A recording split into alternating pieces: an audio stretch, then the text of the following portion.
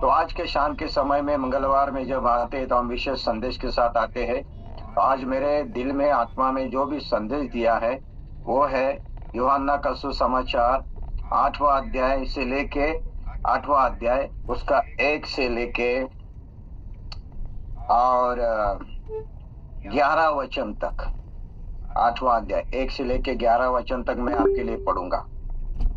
यूहन्ना 8 अध्याय 1 से लेके 11 वचन। अभी ये अध्याय आपने बहुत बार सुना होगा, पढ़ा होगा, बहुत बार आपने इसको पास्टर के द्वारा संदेश में से सुना होगा। तो आपको लगेगा अरे क्या हमेशा हमारे लिए हमारा जाना पहचाना है, हम इसको बहुत बार पढ़े हैं, तो क्या इसमें से सुनना, ऐसा आपको लगेगा।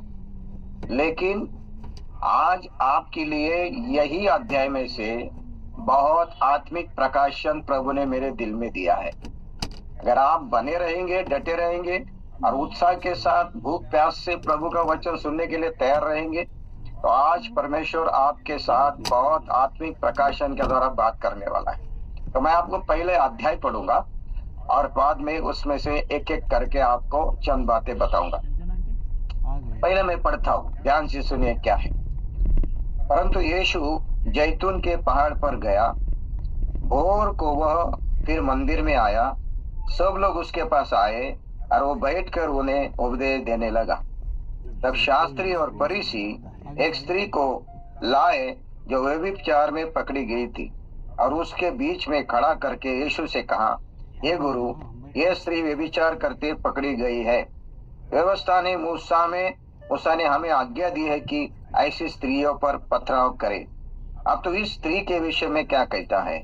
उन्होंने उसको परखने के लिए ये बात कही ताकि उस पर दोष लगाने के लिए कोई बात पाए। परंतु यीशु झुककर उंगली से भूमि पर लिखने लगा। तब वे उससे पूछते रहे तो उसने सीधे होकर उनसे कहा, तुम में जो निष्पाप हो वही पहले उसको पत्थर मारे। और फिर झुककर भूमि पर उंगली से लिखने लगा। परंतु यह सुनकर बड़ों से लेकर छोटों तक सब एक एक करके निकल गए और यीशु अकेला रह गया। स्त्री वही बीच में खड़ी रही। यीशु ने सीधे होकर उससे कहा, हे नारी, वे कहाँ गए? क्या किसी ने तुझ पर तो ये बहुत परिचित और सबको मालूम ऐसा एक अध्याय है और इसमें से मैं आज चंद बातें आपके साथ कहना चाहूंगा। एक एक वचन करके हम इसमें से सुनेंगे। पहला वचन, परंतु यीशु जैतून पहाड़ पर गया। और दूसरे वचन में लिखा है, भोर को वह यीशु मसीह का सबसे अच्छा, यीशु मसीह के सबसे ज्यादा दिल को उसके करीब की अगर कोई जगह होगी वो था प्रार्थना मंदिर। यीशु मसीह कहते हैं, मेरा प्रार्थना घर, मेरा मंदिर। आराधना जहाँ होती है, भक्ति जहाँ होती है, प्रभु की उपस्थिति जहाँ होती है, वचन की सेवा का जहाँ होती है, दान धर्म जहाँ दिए जाते हैं, जहाँ पे परमेश्वर की सामर्थ्य का अनुभव किया जाता है, जहाँ पे सेवक लोग याजक लोग सेवा करते हैं, जहाँ पे लोगों की संगति होती है, ऐसा एक पवित्र जगह जिसको मंदिर कहते हैं। आप लोग मेरी बात सुन रहे क्या? यहाँ पे यीशु मसीह मंदिर आया बोलने से कहाँ आया? परमेश्वर की उपस्थिति में, प्रभु के संगति में, जहाँ वचन की सेवा है, भक्ति होती है, आराधना होती है, महिमा होती है, गवाही होती है, दान धर्म दिए जाते, जहाँ याजकों की संगति होती है, ऐसे मंदिर में आया। आपको और मुझे भी प्रभु के मंदिर में आना ही पड़ेगा। अगर आपने यीशु मसीह को स्वीकार किया है, प्रभु को पाया है, यीशु के पीछे चल रहे हैं, प्रभु के भक्त बने हैं, तो जहाँ यीशु है ना वहां मैं रहूंगा। तो यीशु को रहने की जगह कौन सी? मंदिर। मंदिर यानी कि परमेश्वर की उपस्थिति, प्रभु की संगति, भक्ति आराधना करने के लिए एक जगह, गवाही देने के लिए एक जगह, दान धर्म बीज बोने के लिए एक जगह। ऐसे जगह पे परमेश्वर के लोग हालेलुया मंदिर में जाना चाहिए। यहाँ पे लिखा है कि यीशु भोर के समय, मेरे प्यारे भाई बहनों, भोर के समय कौन मंदिर में जाता है? लेकिन प्रभु का सबसे अच्छा समय, पसंदीदा समय भोर था, सुबह थी। आज भी मैं आपको कहना चाहूंगा, प्रेज गॉड। जब भी आप घुटने टेकते हो, प्रभु की उपस्थिति में आते हो, भक्ति के लिए, प्रार्थना के लिए, प्रभु की महिमा करने के लिए, आराधना के लिए, प्रभु को विनती करने के लिए, तो आपका समय रहना चाहिए भोर या सुबह। हालेलुया। मंदिर में आने के लिए, मंदिर में जाने के लिए एक समय तय है। यीशु मसीह का बड़ी भोर को आता है, सुबह को आता है। आप प्रभु से बात करना है, प्रभु से मिलना है, प्रभु के साथ संगति करनी है, प्रभु का वचन सुनना है, आशीष पाना है, परमेश्वर की भक्ति करनी है। अच्छा समय है भोर का समय, सुबह का समय। हालेलुया। जहां से हमारे जीवन की शुरुआत होती है, हमारा दिन की शुरुआत होती है, आशीष की शुरुआत होती है, जहां पे हमारे हृदय की शुरुआत, शुद्धता वहां से निकलती है, जहां पे हमारा माइंड, हमारा मन जहां पे खुला रहता है, ऐसी एक शुरुआत जब हम करेंगे तो पूरा दिन हमारे लिए आशीष का कारण बनेगा। हालेलुया। इसीलिए भोर को प्रभु मंदिर में आया। हमें भी भोर का समय प्रभु के महिमा के लिए, स्तुति के लिए, आराधना के लिए, वचन के लिए इस्तेमाल करना चाहिए। मेरे प्यारे भाई बहनों, सुबह का समय ये प्रभु का पसंदीदा समय है। इसीलिए आज मैं आपको कहना चाहूंगा, सुबह और भोर को प्रार्थना में, भक्ति में, संगति में, आराधना में, घुटने टेकने में, हाथ फैलाना में, प्रभु की महिमा करने में जरूर आप निकाले। लेकिन हमारे मसीह लोगों का स्वभाव है, कितना भी बताऊं उनको, सुबह के समय में नींद उनको इतनी परेशान करती है, नींद इतनी उनको परेशान करती है, वो नींद उनकी खुदा बन जाती है। खुदा की महिमा करने के लिए, खुदा की, परमेश्वर की भक्ति करने के उनको इतना इम्पोर्टेंट नहीं लगता है। उनको अपनी नींद प्यारी है, अपने शरीर की थकान प्यारी है। मैं आपको कहना चाहता हूँ, ऐसे लोग कभी अपने दिन की शुरुआत अच्छी नहीं कर सकते। आप लोग मेरी बात सुन रहे हैं क्या? मेरे प्यारे भाई, मतलब दुनिया में इतने परेशानी, इतने कष्ट हालेलुया भरे हैं, उस सारे कष्टों से, परेशानी से बचना चाहिए। यीशु मसीह क्या कहता है? हालेलुया, परीक्षा में न पढ़ो, इसीलिए प्रार्थना करो, जागते रहो। और मुझे लगता है कि सुबह हालेलुया हमें भोर का समय ये जागने का समय है, उठने का समय है, प्रभु से बात करने का समय है, प्रभु के संगति करने का समय है, परमेश्वर को अपने बातों को बताने का समय है। ऐसे समय में अगर आप बिताएंगे, मुझे लगता है परमेश्वर का नियम आप पूरा करोगे। और इतना ही नहीं, वो वहां पे मंदिर में आया, तब सब लोग उसके पास आए।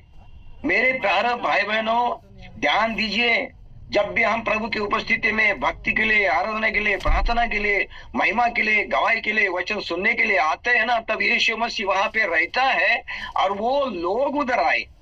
ध्यान दीजिए, प्रेज गॉड जीसस। प्रभु जहां रहेगा ना, वहां हम जाना चाहिए। जहां पे प्रभु की उपस्थिति, वहां पे हमें रहना चाहिए। जहां पे प्रभु हाजिर है, वहां पे हमें रहना चाहिए। यीशु मसीह कहता है मत्ती 18:20 में, जहां 2 या 3 मेरे नाम पे इकट्ठा हो, उनके बीच में मैं हूँ। हालेलुया। जहां पे भी हम इकट्ठा हो जाते हैं, चाहे जेल में हो, पेड़ के नीचे हो, स्कूल में हो, चाहे किधर भी हो, प्रभु उसमें हाजिर रहेगा। जहां पे हाजिर है, जहां पे प्रभु है, उसके पास लोग आते ही है। आप लोग मेरी बात सुन रहे हैं क्या? अगर आपने उद्धार पाया, बपतिस्मा लिया, यीशु को पाया, तो जहां यीशु मसीह है वहां पे आपको इकट्ठा होना चाहिए। किसके लिए? यहाँ पे लिखा है, और वह उन्हें उपदेश देने लगा। वचन सुनने के लिए, उपदेश सुनने के लिए, बोध सुनने के लिए, हालेलुया, परमेश्वर के द्वारा उसकी वाणी सुनने के लिए, शब्द सुनने के लिए हमें इकट्ठा होना है। कहाँ पे? मंदिर में। कहाँ पे? मंदिर में। Praise God Jesus. और मंदिर कौन सा है? बाइबल हमें सिखाती ही, अभी कोई पत्थर का या ईंट का या मिट्टी का मंदिर दुनिया में नहीं है। अभी 2 प्रकार के मंदिर धरती के ऊपर प्रभु ने बनाए हैं। एक है कलीसिया, दूसरा है हम खुद, अपना खुद जीवन। मैं खुद प्रभु का मंदिर हूँ, जिंदा मंदिर हूँ, और कलीसिया एक प्रभु का मंदिर है। बाइबल सिखाती है हमें। मैंने पिछले बार इसके बारे में प्रचार किया होगा, लेकिन वापस मैं आपको याद दिलाऊंगा। एफिसी की पत्री 2 अध्याय, और उसमें मैं आपके लिए पढ़ूंगा 21 वचन से, जिससे सारी रचना एक साथ मिलकर प्रभु में एक पवित्र मंदिर बन जाती है, जिसमें तुम भी आत्मा के द्वारा परमेश्वर का निवास स्थान होने के लिए एक साथ बनाए जाते हो। ये कलीसिया के बारे में बताया गया है, चर्च के बारे में बताया गया है। चर्च यानी कि कलीसिया क्या है? परमेश्वर का रहने का घर है। कलीसिया क्या है? परमेश्वर का जिंदा मंदिर है।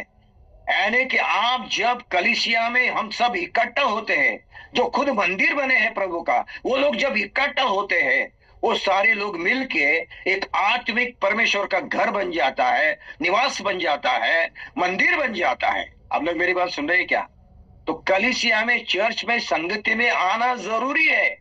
जब तक आप प्रभु के मंदिर में नहीं आएंगे, चर्च में नहीं आएंगे, कलीसिया में नहीं आएंगे, तो आपको परमेश्वर को मिलने का, बात करने का, वचन सुनने का, आशीष पाने का मौका नहीं मिलेगा। हालेलुया। परमेश्वर यीशु मसीह कहाँ आया? मंदिर में आया।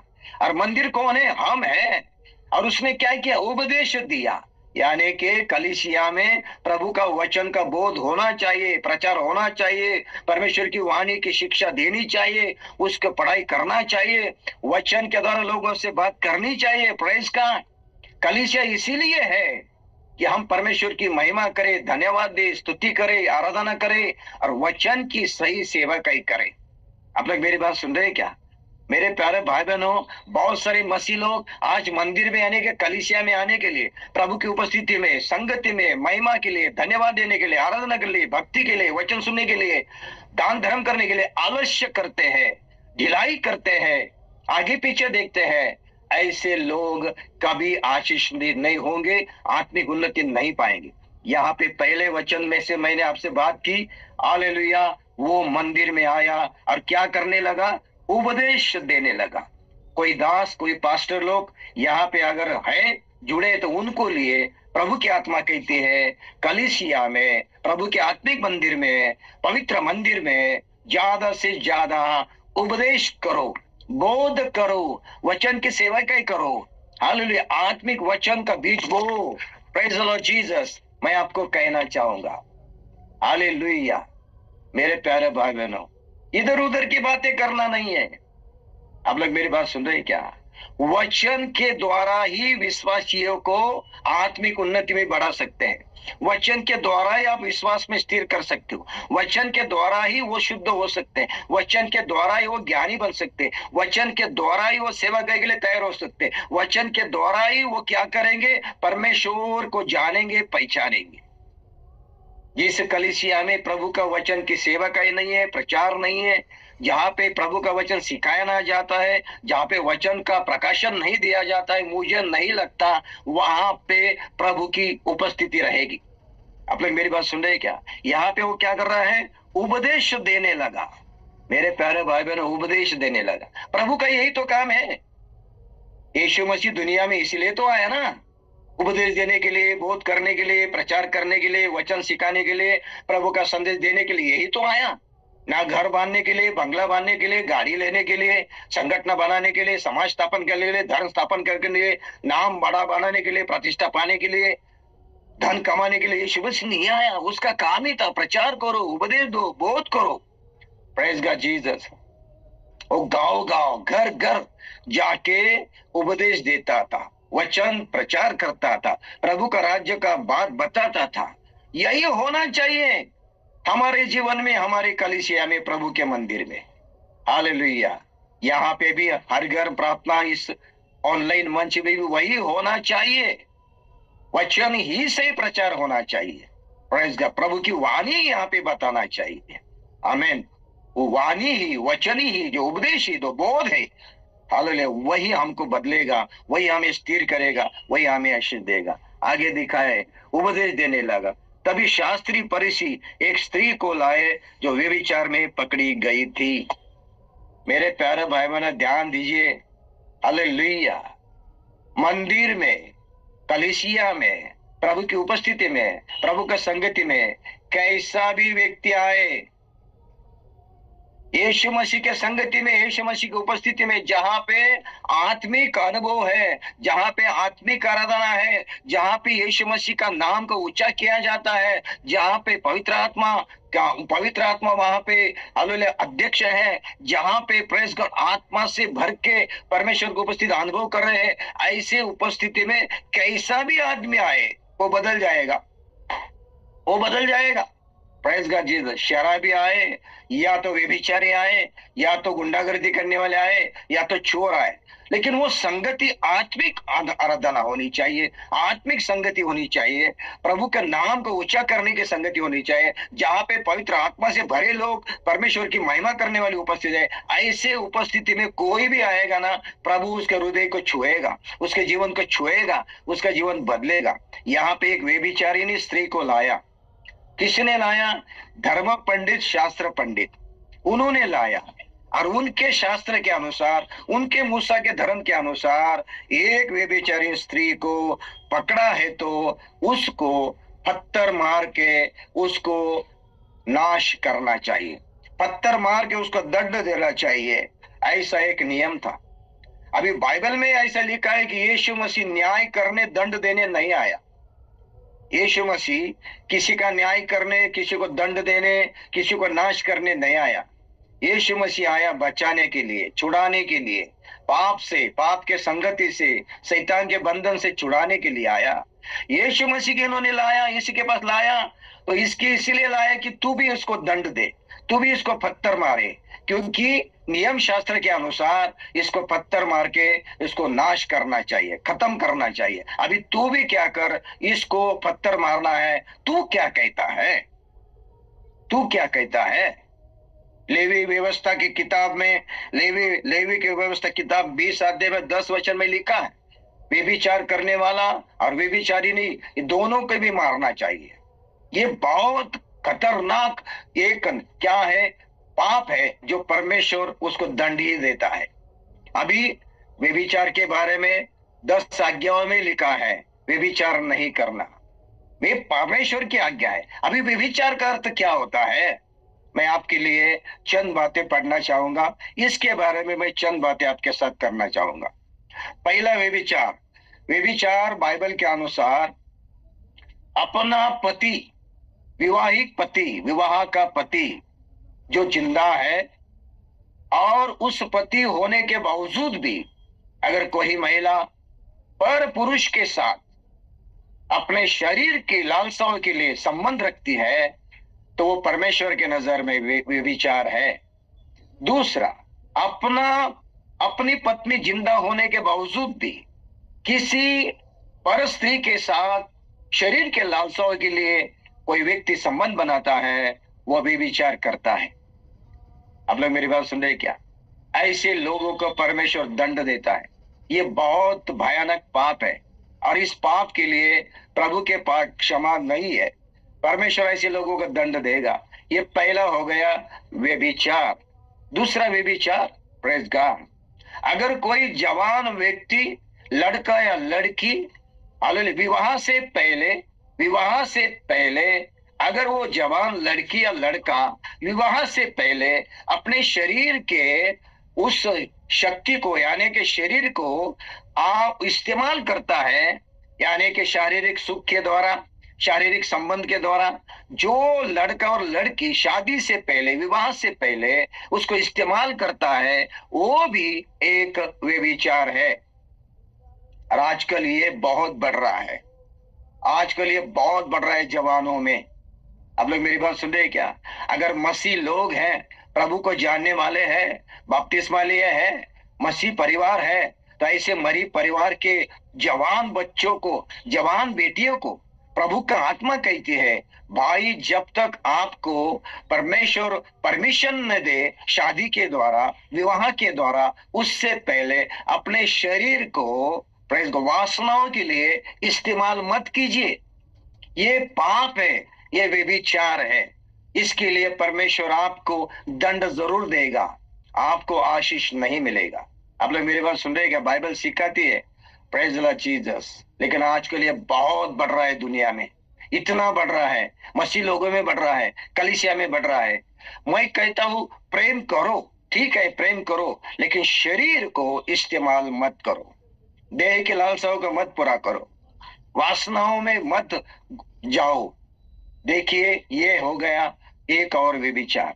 दूसरा व्यभिचार मैं आपको कहना चाहूंगा, अगर कोई व्यक्ति, चाहे वो जवान हो या विवाहित हो या स्त्री हो, वो विवाहित है या तो फिर जवान है, अगर वो अपने शरीर को इस तरह से प्रकट करती है लोगों के सामने कि दूसरों को अट्रैक्ट करे, दूसरों को अट्रैक्ट करे, आकर्षित करे, तो वो भी एक व्यभिचार है।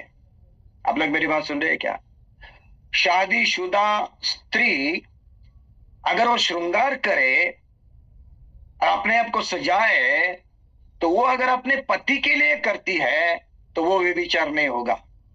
लेकिन किसी पर पुरुष को आकर्षित करने के लिए करती है तो वो व्यभिचार हो सकता है।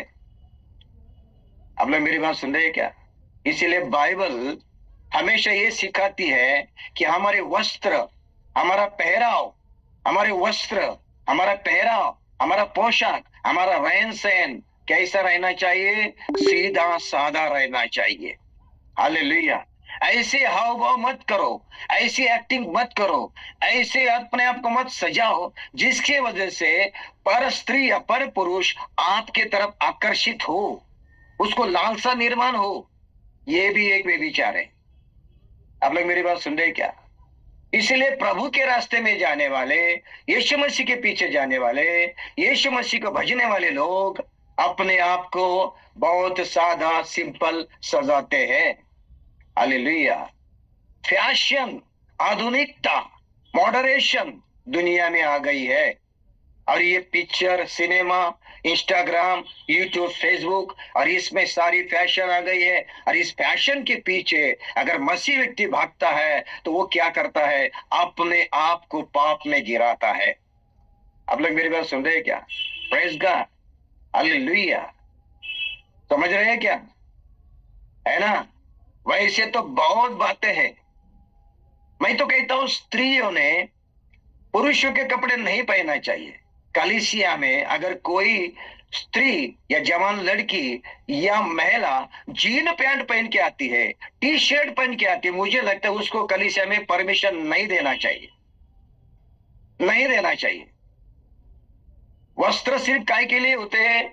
शरीर की इज्जत बचाने के लिए होते हैं, अपने शरीर को इज्जत बचाने के लिए होते हैं। लेकिन बाइबल इसको परमिशन नहीं देती कि अब ऐसे कपड़े पहन के वस्त्र जिसके वजह से पर स्त्री या पर पुरुष आकर्षित हो।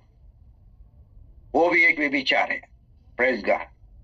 और एक व्यभिचार के बारे में बताना चाहूंगा। अभी मैं आपके लिए एक वचन पढ़ूंगा। ये आत्मिक व्यभिचार है, स्पिरिचुअल एडल्ट्री। आत्मिक व्यभिचार क्या है मैं आपको बताना चाहूंगा। Praise God. जीसस एशिया की किताब, और मुझे लगता है 54 अध्याय, एशिया 54 का 5वां वचन में आपके लिए पढ़ूंगा। 5वां, क्योंकि तेरा कर्ता तेरा पति है, उसका नाम सेना का यहोवा है। इसमें लेकर तेरा कर्ता तेरा पति, उसका नाम क्या है? सेनाओं का यहोवा परमेश्वर है। तो बाइबल में ऐसा लिखा है, इस्राएल लोग परमेश्वर की भक्ति कर रहे थे, आराधना कर रहे थे, भज रहे थे। तो बाइबल में आत्मिक रूप से परमेश्वर का जो रिश्ता है उसके भक्तों के साथ, वो एक पति के रूप में है और भक्त एक पत्नी के रूप में है। जैसे यीशु मसीह दूल्हा है और कलीसिया दुल्हन है, यानी कि जिस तरह से पुरुष और स्त्री एक साथ मिल जाते हैं, एक शरीर मिल जाते हैं, वैसा ही उसका भक्त और परमेश्वर पिता एक होना चाहिए, एक दूसरे में विलीन होना चाहिए, एक दूसरे के साथ जुड़ना चाहिए, बहुत एक तो पक्का रिश्ता होना चाहिए। और परमेश्वर पति के रूप में है और उसके भजने वाले पत्नी के रूप में है। इसका मतलब अगर मेरा पति जो जिंदा है, जीवित है, सृष्टि करता है, सबको बनाने वाला है, निर्माण करने वाला है, आत्मा के स्वरूप है, उस जिंदा पति परमेश्वर को अगर मैं छोड़ के उसके अलावा किसी की अगर मैं आराधना करता हूं तो वो मेरा आत्मिक व्यभिचार हो जाएगा। आप लोग मेरी बात सुन रहे हैं क्या? Praise God. यिर्मयाह की किताब 3रा अध्याय, यिर्मयाह की किताब 3रा अध्याय में जाएंगे। 14 वचन, ये भटकने वाले लड़कों लौट आओ, क्योंकि मैं तुम्हारा स्वामी हूं, यहोवा की यही वाणी। स्वामी, यहाँ पे स्वामी मराठी में लिखा है पति, इंग्लिश में लिखा है हस्बैंड। यानी कि परमेश्वर भक्त के लिए पति के रूप में है और भक्त उसके लिए क्या है, पत्नी के रूप में। यानी कि जैसा पुरुष और स्त्री एक दूसरे के साथ जुड़ जाते हैं, वैसा ही भक्त होना चाहिए। हालेलुया, उसका एकदम पक्का रिश्ता होना चाहिए परमेश्वर के साथ। अभी ये जिंदा खुदा, सृष्टिकर्ता, निर्माणकर्ता, सर्वज्ञानी, सर्वव्यापी, हाथ से बंधे हुए मंदिर में नहीं रहता, आकाश भूमि का निर्माण करने वाला, आत्मा के स्वरूप में रहने वाला, उस परमेश्वर पिता को छोड़ के उसके अलावा मैं किसी की अगर आराधना करता हूं, भक्ति करता हूं, तो मैं आत्मिक व्यभिचार कर रहा हूं। आप लोग मेरी बात सुन रहे हैं क्या? प्रेज गॉड, वो भी एक एडल्ट्री है। और ये इस्राएल लोग यही कर रहे थे, इस्राएल लोग यही कर रहे थे।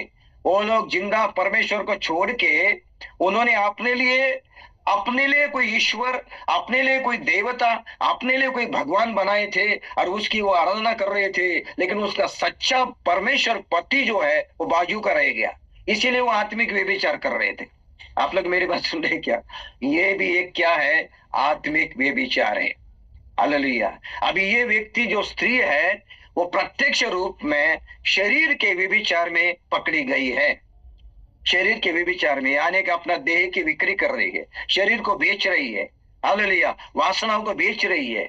ऐसी एक व्यक्ति को पकड़ के प्रभु यीशु मसीह के सामने लाया और उसको कहने लगा, देख अभी इसने व्यभिचार किया, अभी मूसा के अनुसार इसको पथराव करना है, इसको खत्म करना है। अभी तू कहता है क्या? तभी यीशु मसीह क्या कहता है, देखो दुनिया के गुरु, दुनिया के स्वामी, दुनिया के महाराज, दुनिया के देव देवता है, वो दुर्जनों को, दुष्टों को, पापियों को नाश करते हैं, उनको दंड देते हैं, उनको करीब नहीं लेते हैं, उनको भगाते हैं, उनको ठुकराते हैं। ऐसा इतिहास बताता है। और मैं यहां से कहना चाहूंगा, प्रेज गॉड, प्रभु यीशु मसीह पापियों को छुड़ाने, उनको बचाने, सही रास्ता दिखाने आया। ये व्यभिचारिणी स्त्री को उसके सामने लाया, तब यीशु मसीह ने सीधा उसको दंड दिया नहीं, उसका न्याय नहीं किया, उसको सीधा ठुकराया नहीं। तो यीशु मसीह ने क्या किया? उनकी बात सुनने के बाद यीशु मसीह ने क्या किया, मैं आपके लिए बताना चाहूंगा। Praise the Lord, hallelujah. उसके ऊपर दोष लगाने के लिए यीशु ने क्या? झुक पर उंगली से भूमि पर लिखने लगा। अभी जमीन पर यीशु ने क्या उंगली से लिखा ये बाइबल में नहीं बताया, और कोई भी बता भी नहीं सकता कि क्या लिखा था, लेकिन लिखने लगा। इस लिखने लगा में एक बात मुझे समझ में आती है, यीशु प्रभु, हमारा प्रभु, हालेलुया, अनपढ़ नहीं था। हमारा यीशु मसीह रब्बी यानी कि गुरु था, वो पढ़ा लिखा था, ज्ञानी था, सर्वज्ञानी था, वो धर्मशास्त्र का पंडित था। लिखने की बात आती है, इसका मतलब वो अनपढ़ नहीं था। इसमें से प्रभु की आत्मा आपसे और मुझसे क्या कह रही है? हमें अनपढ़ नहीं रहना है, अज्ञानी नहीं रहना है, अशिक्षित नहीं रहना है, हमें ज्ञानी बनना है, हमें पढ़े लिखे होना चाहिए। हालेलुया, अपने सीखने वाले होना चाहिए, हम समझदार होना चाहिए। Praise God. आप लोग मेरी बात सुन रहे हैं क्या?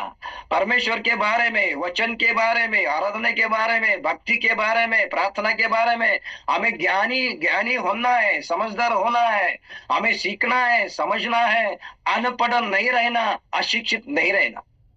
इसका मतलब मेरा प्रभु लिखा पढ़ा था, आज 4वीं पास, 10वीं पास, 7वीं पास गुरु बनता है, महाराज बनता है, स्वामी बनता है, करोड़ रुपए कमाता है। यीशु मसीह पढ़ा लिखा था। अभी कितना पढ़ा लिखा था ये बता नहीं सकते, लेकिन इतना जरूर है वो सर्वज्ञानी था, सर्वज्ञानी था। वो सब ज्ञान उसके पास था, सारा शास्त्र का ज्ञान उसको मालूम था, सारे शास्त्रों का ज्ञान उसके पास था, और वो जमीन पर लिखने लगा। मुझे लगता है प्रेज गॉड, वो जमीन पर झुक कर लिखने की बात आती है, मुझे ऐसा लगता है ये जमीन क्या है? जमीन क्या है? उसके कदमों का क्या है? चौकी है। यीशु मसीह के कदमों की चौकी है, उसके चरण की चौकी है, उसके ऊपर वो लिखने लगा। क्या लिखने लगा? मुझे मालूम नहीं, लेकिन मेरा अंदाजा ऐसा है, जो लोग वहां पे पत्थर मार के उस स्त्री को नाश करने के लिए आए थे, उसको खत्म करने के लिए आए थे, जिन्होंने उसको द्वेष किया, नफरत किया, उसको ठुकराया, उसको पापी समझा, ऐसे लोगों के हाथों में पत्थर थे, छोटे बड़े लोगों के। शायद मुझे लगता है यीशु मसीह उन सारे लोगों के नाम एक एक करके, उनके नाम शायद जमीन पे लिखता होगा कि ये, क्योंकि मुझे लगता है उसके आगे वो यीशु मसीह कहता है, तुम में जो निष्पाप हो वही पहले उसको पत्थर मारे।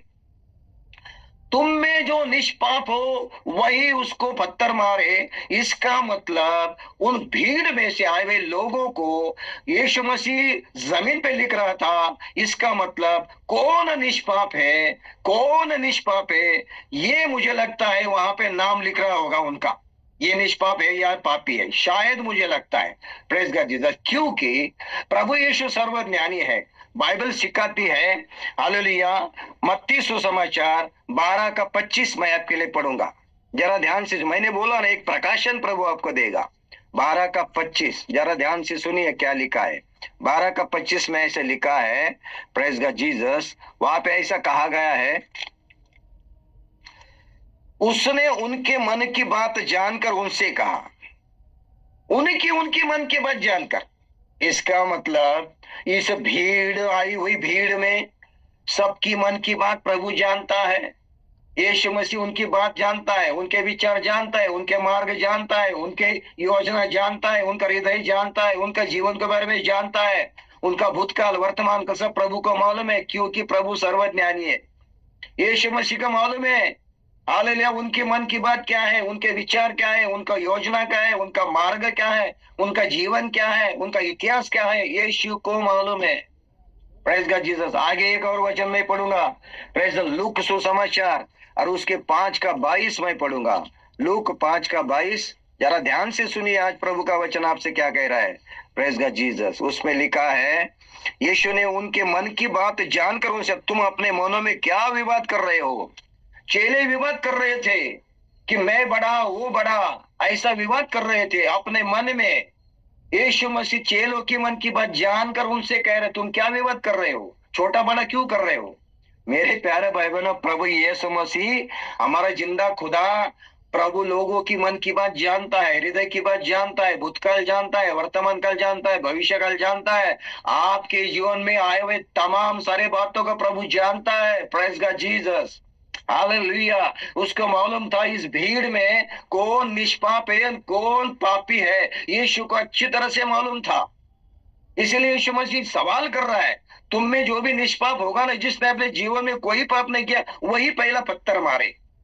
और एक वचन मैं आपके लिए पढ़ूंगा, यूहन्ना का सुसमाचार 2 अध्याय और 24 और 25 वचन, जरा ध्यान से सुनिए। प्रेज गॉड जीसस, प्रभु के वचन क्या कह रहा है। हालेलुया। 24, परंतु यीशु ने अपने आप को उनके भरोसे पर नहीं छोड़ा, क्योंकि वह सबको जानता था और उसे आवश्यकता न थी कि मनुष्य के विषय में कोई गवाही दे, क्योंकि वह आप ही जानता था कि मनुष्य के मन में क्या है। प्रभु जानता है मनुष्य के मन में क्या है। गवाही देने की जरूरत नहीं कि मैं ऐसा हूं प्रभु, मैं वैसा हूं प्रभु। आपको कलीसिया में आके, प्रभु के संगति में आने, प्रभु के उपस्थिति में आके अपने आप की जीवन की गवाही देने की जरूरत नहीं। प्रभु के सामने आके यीशु को बोलने की जरूरत नहीं, प्रभु मैं ऐसा हूँ, वैसा हूँ, फलाना हूँ, ढिमका हूँ, मैंने ये किया हो। कि प्रभु बोलता है, तू मुझे बताने की जरूरत नहीं, तू क्या है मुझे मालूम है, तेरा जीवन क्या है मालूम है, तेरे विचार क्या है मालूम है, तेरा मार्ग कौन सा है मैं जानता हूँ। हाल तेरी योजना क्या है मालूम है, तेरा इतिहास मुझे मालूम है, तेरा वर्तमान भी मुझे मालूम है, भविष्य काल में तू क्या है वो भी मुझे मालूम है, अभी तेरे मन में क्या विचार चल वो भी मालूम है। यीशु सब जानता है, उसको बताने की जरूरत नहीं है। आप लोग मेरी बात सुन रहे हैं क्या। मेरे भाषा में यीशु को सफाई देने की जरूरत नहीं है आपके जीवन के बारे में, सफाई देने की जरूरत, प्रभु ये है वो है ये है नहीं। लोग नहीं जानते होंगे आपके मन को, लोग नहीं जानते होंगे आपके हृदय को, लोग नहीं जानते होंगे आपके जीवन को, लोग नहीं जानते होंगे आपके इतिहास को, लेकिन मेरा यीशु मसीह सब जानता है। उसको बताने की जरूरत नहीं है लोगों के मन में क्या है। यीशु ने देखा इस भीड़ को, छोटे से बड़े लोगों को देखा, उनके मन में उनका इतिहास, उनका जीवन के बारे में सब कुछ प्रभु को मालूम था। सवाल कर रहे हैं प्रभु, तुम में जिसने भी कभी पाप नहीं किया हो वो पहला पत्थर मारे। ये बात यहाँ पे आती है। इसमें से प्रभु हमें क्या सिखाना चाहता है? बाइबल सिखाती है कि एक ही धर्मी नहीं है, कोई निष्पाप नहीं है, सारे भटक गए हैं, सबने पाप किया है। यानी कि धरती के ऊपर, आकाश के नीचे कोई भी निष्पाप नहीं है, कोई भी धर्मी नहीं है, कोई भी पाप से छुटकारा नहीं पाई, एक भी नहीं है। आप लोग मेरी बात सुन रहे हैं क्या? Praise God. इसलिए एक पापी को दूसरे पापी को दोष लगाने का अधिकार नहीं है। एक अपराधी को दूसरे अपराधी को दोष लगाने के लिए अधिकार नहीं है। एक दोषी को दूसरे दोषी को अधिकार लगाने का अधिकार नहीं है। एक गंदा काम करने वाले को दूसरे गंदा काम करने वालों को अधिकार नहीं है। मैं शराब पीता हूँ और शराब पीने वाले व्यक्ति को कहता, भाई शराब से लीवर खराब होता है, परिवार बर्बाद होता है, क्यों पीता है? लेकिन मैं खुद करता हूँ, मैं खुद गाली देता हूँ और गाली देने वालों को कहता, क्यों गाली दे तूने? अच्छा नहीं है, वो पाप है। मेरे प्यारे भाई बहनों, जिसके अंदर पाप नहीं है, जो निर्दोष है, निष्पाप है, उसी को हालेलुया पापी को दोष देने का और उसके बारे में बोलने का अधिकार है। इसीलिए बाइबल सिखाती है किसी के ऊपर भी दोष मत लगाओ, नहीं तो तुम्हारे ऊपर दोष लगाया जाएगा। किसी का न्याय मत करो, तुम्हारा न्याय किया जाएगा। क्योंकि धरती के ऊपर कोई भी परिपूर्ण नहीं है, हर एक पापी है। इसीलिए मसीह लोग कभी किसी के ऊपर दोष नहीं लगाते, किसी का न्याय नहीं करते, हालेलुया किसी की चापलूसी नहीं करते, क्योंकि मसीह लोगों को मालूम है, भाई मैं भी पाप से मुक्त हुआ हूँ, हालेलुया मेरा भी न्याय होगा, मुझे भी दंड मिलेगा। इसीलिए हमें किसी का न्याय नहीं करना है, किसी को दोष नहीं लगाना है। यीशु मसीह जानता था ये लोग न्याय कर रहे हैं, ये स्त्री को पत्थर मार रहे हैं, दंड दे रहे हैं, ये लोग कह रहे हैं दंड, लेकिन ये खुद पापी है, ये खुद अपराधी है, ये खुद गुनहगार है। इसीलिए यीशु मसीह कहता है, तुम्हारे अंदर कोई निष्पाप होगा, जिसने कोई पाप नहीं किया, उसने पहले पत्थर मारना चाहिए। हालेलुया। आज दुनिया में बहुत सारे लोग, प्रेज गॉड, बड़े बड़े गुरु महाराज, बड़े बड़े पादरी, बड़े बड़े मौलाना, बड़े बड़े लोग क्या कर रहे हैं? दूसरे को दोषी ठहराते हैं, गुनहगार ठहराते हैं, अपराधी ठहराते हैं, अपने आप को पवित्र ठहराते हैं। लेकिन बाइबल सिखाती है दुनिया में एक भी निष्पाप नहीं, सारे भटके हुए हैं, सारे निधर्मी हैं, कोई भी पाप निष्पाप नहीं। हालेलुया। यीशु मसीह के सिवा, परमेश्वर के सिवा, यीशु मसीह कहता है चलो फिर तुम्हारे अंदर जिसने पाप नहीं का पत्थर मारो। तब उधर क्या हो गया? पर वे यह सुनकर बड़ों से लेकर छोटे तक एक एक करके निकल गए और यीशु अकेला रह गया, स्त्री वही बीच में खड़ी रहेगी। हालेलुया। आप लोग मेरी बात सुन रहे हैं क्या? पाप और यीशु एक जगह पे नहीं रह सकते। पाप और यीशु मसीह एक जगह पे नहीं रखते। एक तो यीशु रहेगा या तो पाप रहेगा। पवित्रता और अपवित्रता एक जगह पे नहीं चल सकती। विश्वास और अविश्वास एक जगह पे नहीं जा सकते। असत्य और सत्य एक साथ नहीं चल सकते। अधर्म और धर्म एक साथ नहीं चल सकते। हालेलुया। आप लोग मेरी बात सुन रहे हैं क्या? आमीन। यहाँ पे प्रेम और नफरत एक साथ नहीं चल सकते। एक तो प्रेम रहेगा या तो नफरत रहेगी। क्रोध और क्षमा एक साथ नहीं रह सकते। एक तो क्रोध रहेगा तो क्षमा रहेगी। लेकिन मसीह लोगों के जीवन में, यीशु मसीह के लोगों के जीवन में, प्रभु को मानने वाले जीवन में सत्य है, धर्म है, क्षमा है, दया है, प्रेम है। इसके अलावा उनके जीवन में कुछ नहीं है। यहाँ पे लिखा है यीशु मसीह अकेला रह गया, क्योंकि सारे पाप उनसे दूर हो गए। पाप करने वाले भी और पाप भरे हुए सब उनसे अलग हो गए। इसका मतलब प्रभु हमें क्या सिखाना चाहता है, समझाना चाहता है? यीशु मसीह कहता है मैं पाप के साथ कभी संगति नहीं कर सकता, पाप के साथ मित्रता नहीं कर सकता, पाप के साथ मैं नहीं चल सकता, पाप को मैं हजम नहीं कर सकता, पाप के साथ मैं नहीं चल सकता। अगर आज रात में कोई मसीह व्यक्ति बपतिस्मा लिया, प्रभु बोझ लेने वाला, अगर पाप करता है, बुरे लालसों में पड़ा है, बुरे आदतों में पड़ा है, गंदगी में पड़ा है, मैं आपको कहना चाहूंगा यीशु मसीह आपसे अलग हो गया है। यीशु मसीह आपके साथ नहीं है, यीशु मसीह आपके घर में नहीं है, यीशु मसीह आपके प्रार्थना में नहीं है, यीशु मसीह आपके भक्ति में नहीं है, क्योंकि यीशु मसीह अपने आप को पाप से अलग करता है। आप लोग मेरी बात सुन रहे हैं क्या? हालेलुया। यहाँ पे लिखा है वो अकेला रह गया और सारे चले गए, क्योंकि उनमें एक भी ऐसा नहीं था जिसने कभी पाप नहीं किया। यहाँ पे जुड़े हुए हर व्यक्ति को प्रभु की आत्मा यही कह रही है। Praise God. यहाँ पे जुड़े हुए चाहे पास्टर हो चाहे मैं हो, मैं नहीं कह सकता आई एम परफेक्ट, मैं नहीं कह सकता मैं एकदम परिपूर्ण हूँ, निष्पाप हूँ, निर्दोष हूँ, एकदम पवित्र हूँ, नहीं कह सकता। मेरे प्यारे भाई बहनों ध्यान दीजिए। Praise God Jesus. और वो क्या गए, निकल गए और यीशु अकेला रह गया और स्त्री नहीं, स्त्री वही बीच में खड़ी रह गई थी। हालेलुया। अभी कौन रह गया वहां पे? गुनहगार, जिसको मृत्यु दंड मिला था, व्यवस्था के अनुसार उसको खत्म करने का अध्याय, और उसके ऊपर वो क्या बोलते उसको, उसके लिए एक नोटिस आ गया था, उसको मारने के लिए योजना बनाई थी, उसको दंड मिला था, उसको ठुकराया गया था। वो महिला वहां पे खड़ी है और प्रभु उससे बात कर रहा है। क्या कह रहा है? Praise God Jesus. यीशु ने सीधे होकर उससे कहा, ये नारी वे कहाँ गए? यीशु ने उसको बहन नहीं बोला, माँ नहीं बोला, बेटी नहीं बोला, ए मित्र नहीं बोला, क्या बोला? ये नारी। इसका अर्थ क्या होता है मालूम है क्या? जरा समझिए। Praise God Jesus. ये नारी प्रभु के लिए, हालेलुया, अगर वो उसको अपनी बहन कहता, बेटी कहता, माँ कहता, तो उसके लिए होता, सिर्फ वो उसके लिए होता। लेकिन वो नारी जब कहता है, इसका मतलब आकाश के धरती के अंदर जितने भी नारी है, नारियां है या स्त्री है, उन सब के लिए वचन है।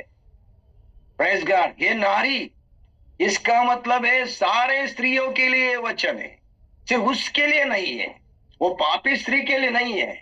अगर उसको पापी स्त्री के लिए कहता तो उसका नाम रही था, उसको कोई पहचान रही थी, लेकिन वो कहता ये नारी, यानी कि यीशु के नजर में आकाश पर जितने भी स्त्रियां हैं, महिला है, यीशु के सामने नारियां हैं, और उन सबको यीशु मसीह कहता है ये नारी। Praise God.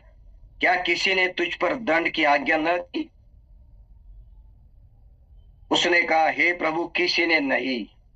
Praise God Jesus.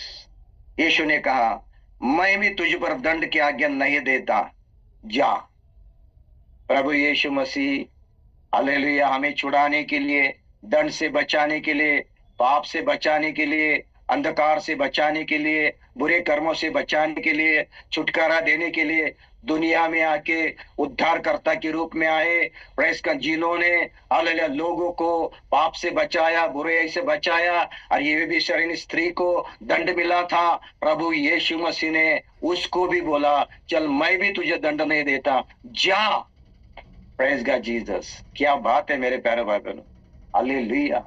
यीशु मसीह के पास, यीशु मसीह के पास पश्चाताप हृदय से, प्रेज गॉड, हालेलुया, बड़े बोझ के साथ पाप से छुटकारा पाने के लिए, बुराई से छुटकारा पाने के लिए, बुरे आदतों से छुटकारा पाने के लिए अगर हम प्रभु के पास आते हैं, नम्रता से प्रार्थना करते, प्रभु हालेलुया मुझे छुड़ा, मुझे मुक्त कर, मुझे छुटकारा दे, हालेलुया, तो प्रभु यीशु मसीह कहेगा, चल आज मैं तुझे छुटकारा दे रहा हूं, आज मैं तुझे दंड नहीं दूंगा, तेरा न्याय नहीं करूंगा, जा, मैं तुझे छुड़ाता हूँ, जिद करता हूँ। ये औरत को कह रहा है जा, लेकिन ये कंडीशन है, और फिर पाप ना करना। एक बार प्रभु यीशु मसीह ने हमें पाप से छुड़ाया, बंधन से छुड़ाया, हमारी क्षमा की, हमें शुद्ध किया, पवित्र किया, हमें यीशु मसीह ने अंधकार से बचाया, शैतान के बंधन से छुड़ाया, मुक्त किया, तो बार बार हमें पाप नहीं करना है। प्रभु को ये अच्छा नहीं लगता है। प्रभु यीशु मसीह फिर जा तू अभी, तो अभी मुक्त हो गई है, तेरे ऊपर कोई दंड नहीं करेगा, तुझे कोई मारेगा नहीं, अभी छुटकारा पाई तूने, न्याय से दंड से छुटकारा पाया तूने, जा। वो लोग गए, अभी चले गए, अभी तू स्वतंत्रता से जीना शुरू कर दे, नया जीवन शुरू कर दे, लेकिन फिर पाप नहीं करना। ये प्रभु का अच्छा नहीं। बार पाप करना, वही पाप बार बार। कितने बार प्रभु के दास बताते हैं, प्रचार करते हैं, वचन से बात करते हैं, कितने बार पास्टर समझाते हैं, भाई ये मत कर, भाई ये मत कर, ये गलती मत कर, ये गलती मत कर, बार बार बार बार बार बार। हालेलुया। सुन के भी, वचन सुन के, प्रभु का वचन सुन के भी। एक भाई मुझसे सवाल कर रहा था संडे के चर्च में, पास्टर जी मैं क्या करूं, मैं शराब छोड़ना चाहता हूँ, 1.5 महीना अच्छा रहता हूँ, 1.5 महीने के बाद 4 बोतल में पीता हूँ, मैं क्या करूं। मैंने उनको समझाया, प्रेज गॉड, मैंने उनको समझाया, भाई तेरी इच्छा शक्ति, तेरी इच्छा शक्ति, तेरा निर्णय, तेरा दृढ़ निश्चय वही तुझे छुटकारा देगा। हालेलुया। अगर तू मन में ठान लेता है, दृढ़ निश्चय करता है, अपने मन में ठान लेता है, मुझे ये नहीं चाहिए, मुझे मेरी पत्नी चाहिए, मुझे परिवार चाहिए, मेरे बच्चे चाहिए, मुझे अच्छा जीवन चाहिए। अगर तू तेरे मन में ठान लेगा, मन में दृढ़ निश्चय करेगा, और तेरे सामने श्राप और आशीष है, मृत्यु और जीवन है, और उसमें चुनने के लिए तो अगर सही चुनता है, तो मैं कहता हूं तेरी शराब तेरे से हट जाएगी। शराब खुद चल के इसके पास तो नहीं आती है ना। आप लोग मेरी बात सुन रहे हैं क्या? शराब खुद चल के इसके पास नहीं आती, शराब की बोतल नहीं आती, शराब का दुकान नहीं आता, शराब का अड्डा नहीं आता, ये खुद उसके पास जाता है। अगर ये नहीं जाएगा, वो ये नहीं छुएगा, तो काय के लिए शराब उसके जीवन में आएगी? आप लोग मेरी बात सुन रहे हैं क्या? Praise God Jesus. बार बार अगर आप वही काम करते हो जो प्रभु नहीं चाहता है, प्रभु ने आपको छुड़ाया, मुक्त किया, आपको पवित्र किया, शुद्ध किया, आपको क्षमा की, और वही पाप अगर दोहराते हो, बार बार करते हो, सुनते नहीं हो, यहाँ में प्रभु की गलती नहीं है। यीशु मसीह कहता है फिर तू जाके पाप नहीं करना। हालेलुया। उस स्त्री को प्रभु ने एक शर्त पे मुक्त किया, एक शर्त पे उसको दंड नहीं दिया कि वापस कभी पाप नहीं करना। आप लोग मेरी बात सुन रहे क्या? हालेलुया। यही तो मसीह के लोगों के जीवन में बहुत तकलीफ की बातें आ रही है आजकल। Praise God. कितना भी समझाओ, कितना भी उनको बोध करो, कितना भी उपदेश करो, कितना भी उनको डांटो, कितना भी उनको विनती करो, कितना भी वचन से उनको समझाओ, बार बार जो करना है वही करेंगे, अपनी मर्जी से, मनमानी से, अपनी इच्छा से। हालेलुया। प्रभु के वचन को कीमत नहीं देंगे, प्रभु के दासों के बोध को कीमत नहीं देंगे, प्रभु के दास ने जो सिखाया समझाया उसको भी कीमत नहीं देंगे, उसको हल्का समझेंगे और अपनी मनमानी से जिएंगे। ऐसे लोगों को प्रभु कभी माफ नहीं करेगा, आशीष नहीं पाएंगे, प्रार्थना नहीं सुनी जाएगी, शांति नहीं मिलेगी, प्रभु उनको साथ नहीं देगा। हालेलुया। आइए हम प्रार्थना करेंगे और प्रभु को धन्यवाद देंगे। मेरा समय खत्म। प्रभु यीशु मसीह आपको आशीष करे। मैंने बहुत सारी बातें इसमें से आपको सिखाई, समझाई, आत्मिक प्रकाशन दिया। आपकी मर्जी।